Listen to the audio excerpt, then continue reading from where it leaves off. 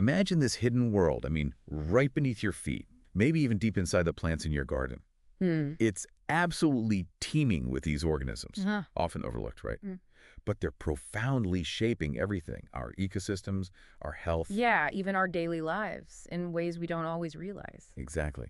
And we're not talking about your standard supermarket mushrooms here. This is a vast, incredibly diverse group. Microscopic architects, really. Well put. Okay, let's unpack this. Welcome, everyone, to the Deep Dive. Glad to be here. Today, we're plunging into the world of Ascomycetes. They often get called cup fungi, and you'll see why many form these beautiful, open, cup-like shapes. They do, but as you said, their story is so much more than just cups. There's a huge amount going on there. So our mission today, we're trying to distill the key stuff from, well, a pretty dense chapter on these fungi. Right. We want to show you how they're built, these ingenious ways they reproduce, and critically, why they're just so vital. Think of it as your essential guide, maybe a shortcut, to understanding this hidden biological realm that's interacting with us constantly. Absolutely. We'll hit their unique structures, some surprising life cycles, definitely, and their ecological roles, huge. Alliances with plants, influencing global cycles. Oh, yeah. And even impacting human health and industry. It's a big topic. It is. Let's dive in. Okay. So, at the heart of most Ascomycetes, you've got this signature structure, the apothecia. The fruiting body. Yeah, picture it like an open cup, or maybe a saucer, sometimes cushion-like even. And they're not shy either. They can be pretty large, really vibrant colors. Oranges, reds, I've even seen bright blues. Really striking sometimes. And the crucial part you were saying is the inside surface. That's right. Lined with this fertile layer, the hymenium. That's the spore factory, basically. Okay. Spores are produced in these tiny sacs, usually cylinder-shaped, called asci. And the really fascinating bit, it's not a gentle release. Ah, so it's active. Tell us about that. Oh, very active. Ascomycetes are famous for forcible discharge of their spores. There was this mycologist, A.H.R. Buller. Okay. He actually described hearing an audible puffing sound, like a little hiss. No way. Yeah. He said you could even feel the impact of the spore jet if you held it near your ear. Wow. Like tiny cannons. Exactly like that. Microscopic cannons firing off spores. Okay, that's incredible. So that dramatic puff is typical, but like you hinted, not the only way. Right. It's not the whole story. Many are much sneakier. Some live completely underground. Hypologous is that the term? Hyphae, yes.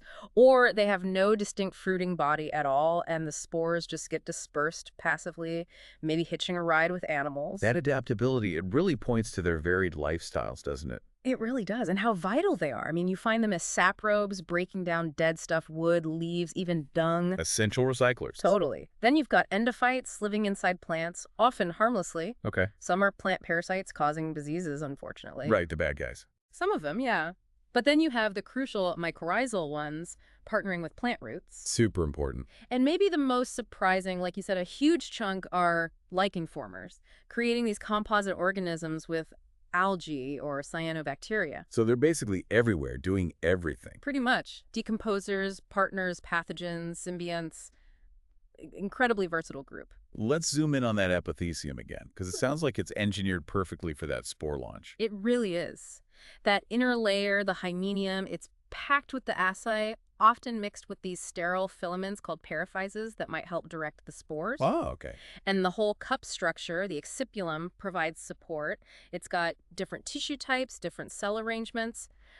Mycologists actually use these microscopic details, like whether the cells are round or interwoven, to help identify species. Like architectural blueprints at a tiny scale. Kind of, yeah. And how the cup develops matters too. Some start closed, like a little ball, protecting the inside. Especially the underground ones. Right. They might stay closed or just rupture open later. Others are open from the get-go, the hymenium exposed early on.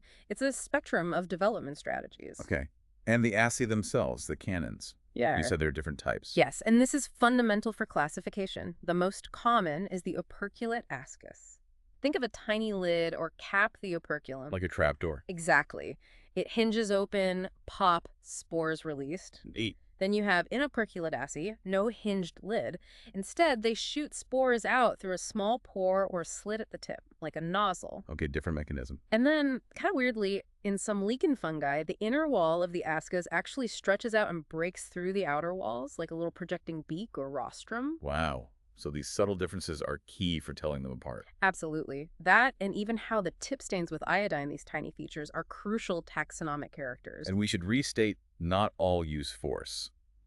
Those underground ones, the hyphae type. Right, like truffles, no forcible discharge there. They rely on producing these, well, sometimes quite pungent odors.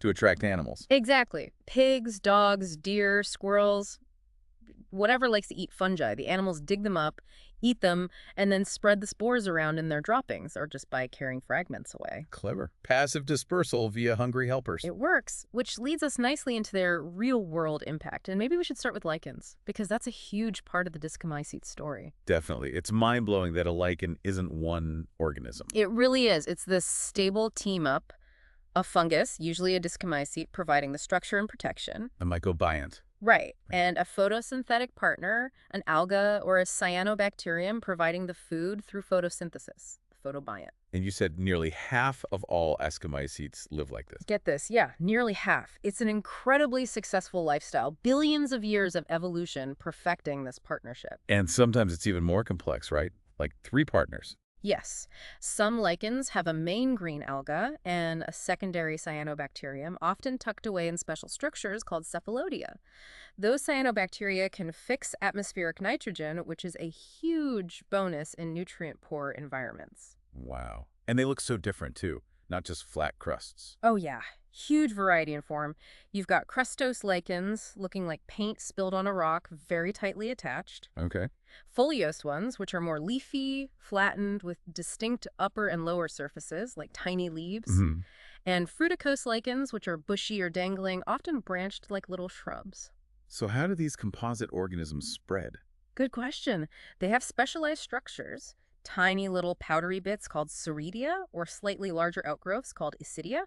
Both contain fungal hyphae and algal cells ready to start a new lichen. Like little starter packs. Exactly. But the fungus can also disperse its own spores, the ascospores we talked about, and then hope to find a compatible free-living alga somewhere else to reestablish the partnership. It's pretty amazing. And they do more than just sit there looking interesting. They make chemicals. Oh, absolutely. Lichen substances or lichen acids. Unique secondary metabolites produced by the fungus. These help break down rock surfaces, biogeochemical weathering, forming soil over long periods. Soil formation. Yeah. They also act as antibiotics, deter things from eating them, and some even chelate minerals, chemical powerhouses. Ecologically, then, they're crucial. Nitrogen fixation, you mentioned. Hugely important, especially those with cyanobacteria. In places like tundra, deserts, old-growth forests, they can contribute a significant amount of the available nitrogen. Think reindeer moss, which isn't moss at all, but a cladonia lichen. And you mentioned dating things. Lichenometry. Yes. This is fascinating because many lichens grow very slowly but at a predictable rate, especially circular crustose ones. Okay. Scientists can measure their diameter on, say, rocks exposed by a retreating glacier or on old stone structures and estimate how long that surface has been stable and exposed. So you could date like ancient walls or something. Exactly. It's been used on things like glacial moraines, archaeological sites, even the Easter Island statues. That's incredible. And they're pollution indicators, too. Very sensitive ones, especially to sulfur dioxide in the air. The famous peppered moth story. Right, the moths changing color. Well, the common telling is that soot blackened the trees. But a huge factor was that air pollution killed the pale lichens that normally covered the tree bark. Ah. So the pale moths lost their camouflage. Exactly. The lichens disappeared, the dark bark showed through, and the dark moths suddenly had the advantage. It's a classic example of natural selection driven by pollution impacting the ecosystem, specifically the lichens. So they're like environmental canaries. Definitely. They're also used to monitor radioactive fallout, believe it or not. They absorb elements from the atmosphere very effectively. Wow, and animals use them. Oh, yes. Food for reindeer and caribou, as we said. Nesting material for some animals like flying squirrels. Camouflage for insects. Food for tiny invertebrates. They're woven into the food web. And humans. Yeah. Any uses beyond dating statues? Historically, yes. Dyes, some famous ones like litmus, originally came from lichens, sometimes requiring interesting ingredients like urine to extract the color. Okay, moving on. Right. Essential oils for perfumes, like oak moss. Some cultures have used them as food, maybe as famine food or spices, and traditional medicines, definitely. Okay, so lichens are amazing, but not all Ascomycetes are so cooperative. Some are major plant pathogens. That's the flip side, yes. Many of the inoperculate discos cause significant diseases. Like what? Well, things like needle cast diseases on conifers, affects Christmas tree farms, Douglas firs losing their needles. That's caused by fungi in the rhitismatales. Okay. And very familiar crop diseases. Brown rot on peaches, plums, cherries, that's often Monolinea fructicola or related species in the Sclerotineaceae, turns fruit into a mushy mess. Ugh, nasty stuff. And here's where it gets really clever or devious, depending on your view. Go on. A monolinea species that infects wild blueberry leaves. It makes the infected leaves mimic blueberry flowers. It produces a sugary substance, a fragrance, and even reflects UV light in a way that attracts pollinating insects like bees. So the bees visit the infected leaf instead of the flower. Exactly. Thinking they're getting nectar, but instead they pick up fungal spores, the conidia, and carry them off, potentially to actual flowers, spreading the disease. It is botanical espionage. Wow, isn't it? It makes you wonder how many other fungi are pulling off these kinds of tricks in the ecosystem. Seriously. And roses. Any culprits there? Ah, yes. The dreaded black spot on roses. That's Diplocarpon rose, another Ascomycete, bane of many gardeners. Right. Okay, so pathogens exist. But what about those endophytes you mentioned? Living inside plants without causing disease. Yes, endophytes. It's a huge area of research now. These fungi live within plant tissues, often systemically, but cause no obvious symptoms. And they can be helpful. Sometimes, yes. Some produce chemicals that deter herbivores or insects. For instance, Rhopdocline parkeri, an endophyte in Douglas fir, can apparently control gall midge larvae. Others might outcompete actual pathogens, protecting the host plant. So like a hidden bodyguard. In some cases, yeah. And here's a fun story. Researchers were studying spruce trees, doing DNA analysis, PCR. Standard stuff. And they kept getting fungal DNA sequences amplifying, not spruce DNA. Turned out the spruce noodles were packed with endophytic fungi they didn't even know were there. Literally, a fungus among us. Huh. That's great. Okay, so endophytes are subtle helpers sometimes. What about the really direct partnerships, the mycorrhizae? Right, those deep root connections. Many Ascomycetes form ectomycorrhizae. The fungus wraps a sheath around the plant's root tips and forms this network, the Hartigan net, between the root cells. Helping the plant get nutrients and water. Exactly. Phosphorus, nitrogen, water. It's a crucial exchange. The fungus gets sugars from the plant gets nutrients from the fungus. And the most famous, most valuable example? Has to be truffles. The genus tuber. Those highly prized culinary delicacies. Underground, right. Yes, completely hypogous. And they must form these mycorrhizal connections with specific trees, oaks, hazelnuts, beeches, pecans. And since they're underground, they need the animals for dispersal. Precisely. No puffing spores for them. They produce those complex, often intense aromas to attract the mycophagous animals, the fungus eaters. Pigs, dogs. Pigs, specially trained dogs, yes. But also wild animals like squirrels, deer, voles. They dig them up, eat them, spores pass through the gut and get dispersed. And people cultivate them now, truffle orchards. They do. It's a big business. You can buy tree seedlings inoculated with truffle mycelium and hope to establish a productive orchard. Very valuable fungi. Okay, one more ecological group, the disturbance specialists. Ah, yes, the rapid colonizers. Some Ascomycetes are famous for popping up after specific events, like urinophilous fungi that reliably grow on urine-soaked ground. Okay, niche. Very niche. And, more commonly, the burnt ground, or phenocoid fungi. Like morels. Exactly. Morchella, the morels, are famous for appearing after forest fires. Along with species of Pizzisa, Halvella, they seem specialized to take advantage of the conditions after a fire-reduced competition. Available nutrients. They grow fast, reproduce quickly, opportunists. Fascinating. So with all this diversity, shapes, lifestyles, spore tricks, how do scientists even classify them? Must be tricky. It is challenging. Traditionally, it was heavily based on those ascospore discharge mechanisms, operculate versus inoperculate, and the overall shape of the apothecium. But that's changing. It is. Modern mycology uses electron microscopy to see ultrafine details, tiny pores in the cell walls, structures within the ascus tip, and crucially, DNA sequence analysis. The genetics? Right.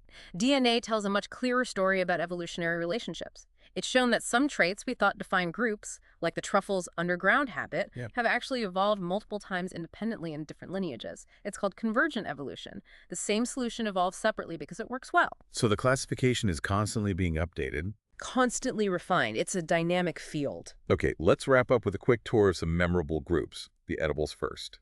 Definitely the morels, Marcella. Everyone loves finding those sponge-like pitted caps. Highly prized.